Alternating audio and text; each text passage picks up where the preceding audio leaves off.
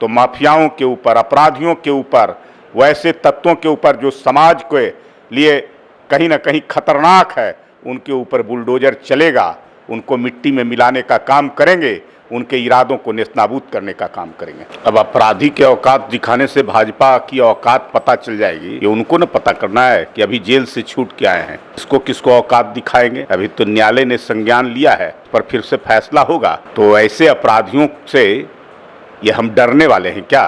कोई माफिया, कोई अपराधी डराए, ये संभव है? उत्तर प्रदेश में देख रहे हैं कि माफियाओं को, अपराधियों का क्या हश्र हो रहा है। हमारी सरकार उन माफियाओं को मिट्टी में मिलाने का जो ऐलान किया था, पता चल रहा है उन माफियाओं को, उन अपराधियों को, उनके ऊपर बुलडोजर चल रहा है, नेस्तनाबूद किया जा रहा है, उनके हौसले पस्त हो रहे हैं। अब अपराध की राजनीति नहीं चलेगी। देश के अंदर में सांप्रदायिक उन्माद फैलाने वाली बात करने वाला है और विदेशी जो साजिश करता है उसके समर्थक हैं। जेल से रिहा होने के बाद पूर्व सांसद आनंद मोहन इन दिनों बिहार के अनेक जगहों पर जा रहे हैं, तो वहीं अपने सभा को संबोधित कर रहे हैं। इसी बीच बिहार के सुपौल पहुंचे थे बीते दिनों आनंद मोहन, जिसके बाद उन्होंने बीजेपी पर जमकर निशाना साधा और जिसके बाद उन्होंने यह साफ कहा कि 2024 का चुनाव आने दो, हम तुम्हें तुम्हारी औकात दिखा देंगे। हमारे साथ बात करने के लिए बीजेपी के प्रवक्ता प्रेम रंजन पटेल है, जुड़ेंगे, बात करेंगे। प्रेम रंजन जी, आनंद मोहन रिहा होने के बाद लगातार बयान दे रहे हैं, कह रहे हैं कि 24 में औकात दिखा देंगे। अब अपराधी के औकात दिखाने से भाजपा की औकात पता चल जाएगी, ये उनको न पता करना है कि अभी जेल से छूट के आए हैं, किसको किसको औकात दिखाएंगे। अभी तो न्यायालय ने संज्ञान लिया है, उस पर फिर से फैसला होगा। जिस प्रकार से उनके ऊपर हत्या का मुकदमा था, सजा हुई थी न्यायालय ने, और अभी जो ऐसी सरकार छोड़ी है उनको, तो ऐसे अपराधियों से ये हम डरने वाले हैं क्या? यह भारतीय जनता पार्टी दुनिया की सबसे बड़ी पार्टी है। भारतीय जनता पार्टी देश के हित में काम कर रही है, जनता का लगातार समर्थन मिल रहा है, और उस भारतीय जनता पार्टी को कोई माफिया, कोई अपराधी डराए, ये संभव है? उत्तर प्रदेश में देख रहे हैं कि माफियाओं को, अपराधियों का क्या हश्र हो रहा है। हमारी सरकार, योगी आदित्यनाथ जी ने उन माफियाओं को मिट्टी में मिलाने का जो ऐलान किया था, आज वहाँ राम राज्य की स्थापना है।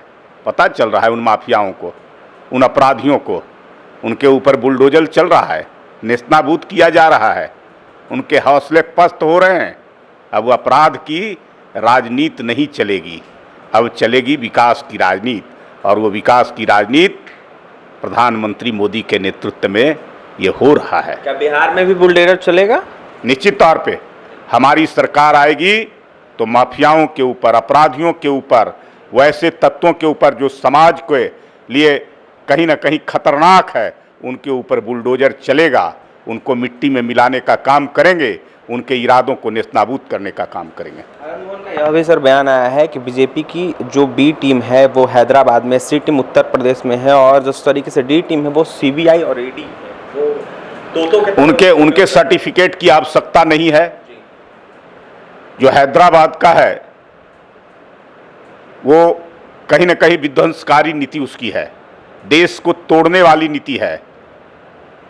उसको देश के अंदर में सांप्रदायिक उन्माद फैलाने वाली बात करने वाला है, और विदेशी जो साजिश करता है उसके समर्थक हैं। भारतीय जनता पार्टी राष्ट्र की एकता, अखंडता, राष्ट्र की मजबूती, राष्ट्र को सर्वगुण संपन्न, सर्वोपरि बनाने का जो सपना है, उस सपने के अनुरूप काम कर रहा है। तो ऐसे लोगों से दूर दूर तक जो है इससे हमारा कोई नाता रिश्ता नहीं। जो लोग केवल सत्ता के प्यारे हैं, जिनको कुर्सी चाहिए, वही लोग ऐसे लोगों को प्रश्रय देने का काम करते हैं। जहां सीबीआई, ईडी, इनकम टैक्स की बात कर रहे हैं, तो ये कोई हमारी बनाई हुई एजेंसी नहीं है, ये भारत के संविधान के अनुरूप पहले से बनी हुई एजेंसी है, और ये एजेंसी भ्रष्टाचारियों के खिलाफ, आर्थिक अपराधियों के खिलाफ कार्रवाई करती है। तो जो लोग आर्थिक अपराधी हैं, भ्रष्टाचारी हैं, वही इनसे डर रहे हैं, वही त्राहिमाम कर रहे हैं। पहले भी वो अपना काम करते रहे हैं। दूसरी सरकारों में क्या वो चुपचाप हाथ पर हाथ धर के बैठे रहते थे? उन अपराधियों को पकड़ने का काम करते थे जो समाज के हित में नहीं थे, जो लोगों को परेशान करते थे। तो सीबीआई, ईडी, इनकम टैक्स आप बताइए, लालू यादव जिनके साथ बोल रहे हैं, जिनके बारे में, और लालू यादव की बनाए हुए प्रधानमंत्री देवगौड़ा और गुजराल थे, और उनके समय में लालू यादव पर चार्जशीट हुआ था चारा घोटाला में, उन्हीं के समय में वो जेल गए थे। तो वो कार्रवाई कर रहा था कि नहीं कर रहा था? उन्हीं की सरकार और उन्हीं के नेता, उन्हीं के प्रधानमंत्री और उन्हीं को जो है से जेल, तो कहीं ना कहीं जो है से वो काम अपना करता रहता है। तो एजेंसी अब फ्री है, अब उस पर जो है से कोई दबाव नहीं है। जो भी जो है से उसके दायरे में आएंगे, जो अपराधी होंगे आर्थिक रूप से, जो समाज के अहित करने वाले होंगे, जो भ्रष्टाचारी होंगे, वैसे लोगों पर कार्रवाई होती रही है। और इस सरकार में जो है से पूरी तरह से उसको और ज़्यादा ताकत दे करके करवाई जा रही है। आनंद मोहन यह भी कहते हुए नजर आ रहे थे कि हम आजीवन कारावास झेलने के लिए तैयार हैं, लेकिन सांप्रदायिक ताकतों से पूरे देश को बचाना है, बीजेपी मुक्त भारत देश। जनता अगर हमको समर्थन दे करके 2014 में 284 सीटें और 2019 में 303 सीटों से अगर सत्ता में बैठाई है, और अगर जनता सांप्रदायिक है तो हम भी सांप्रदायिक हैं, इसमें कहने की बात नहीं है।